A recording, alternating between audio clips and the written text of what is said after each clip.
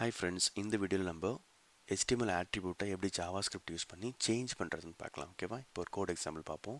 இங்கே ஒரு லிங்க் இருக்குது. ஓகேவா? Anchor tag a tag. Okay, அதில் பார்த்தீங்கன்னா HREF இருக்குது. அதில் வந்து இனிஷியலாக பார்த்தீங்கன்னா வேல்யூஸே கிடையாது, எந்த வெப்சைட் நேமோ யூஆர்எலும் கிடையாது.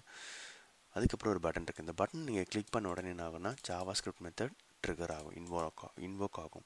ஸோ இந்த மெத்தட் கால் பண்ண உடனே நம்ம என்ன பண்ணுறோம், இந்த ஏ டேகை லிங்க் டேகை நம்ம யூஸிங் ஐடி மூலமாக இதை நம்ம கெட் பண்ணி அதனுடைய ஆட்ரிபியூட்டை google.com செட் பண்ணுறோம். அதாவது இந்த பட்டனை கிளிக் பண்ண உடனே என்ன ஆகும்னா இது வந்து இந்த மெத்தடை கால் பண்ணும். அதுக்கப்புறம் இந்த வேல்யூவை நம்ம சேஞ்ச் பண்ணிவிடுவோம், google.comக்கு சேஞ்ச் பண்ணிவிடுவோம். ஓகேவா?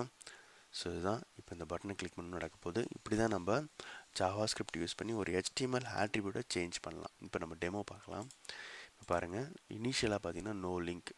இப்போ நீங்கள் கிளிக் பண்ணால் கூட அது எங்கேயுமே போகாது, ஏன்னா வெப்சைட் யூஆர்எல் கிடையாது. பேஜ் நாட் ஃபவுண்ட் வந்து உங்களுக்கு எரர் காட்டும். ஸோ அதுக்கு பதிலாக இந்த பட்டனை நம்ம கிளிக் பண்ணால் என்ன ஆகும்னா இந்த வேல்யூ சேஞ்ச் ஆகும். அதை தான் நம்ம இங்கே JavaScriptல பண்ணியிருக்கோம். ஓகேவா?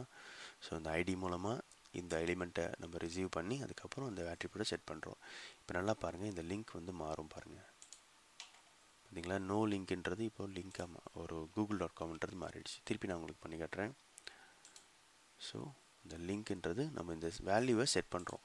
ஸோ அதாவது JavaScript மூலமாக ஒரு HTML ஆட்ரிபியூட்டை நம்ம சேஞ்ச் பண்ண முடியுன்றது தான் இதுக்கு உங்களுக்கு டெமோ காட்டிகிட்ருக்கேன். ஓகேவா? உங்களுக்கு இந்த வீடியோ பிடிச்சிருன்னு நினைக்கிறேன். பிடிச்சிருந்தா லைக் பட்டன் கிளிக் பண்ணுங்கள். தேங்க்யூ.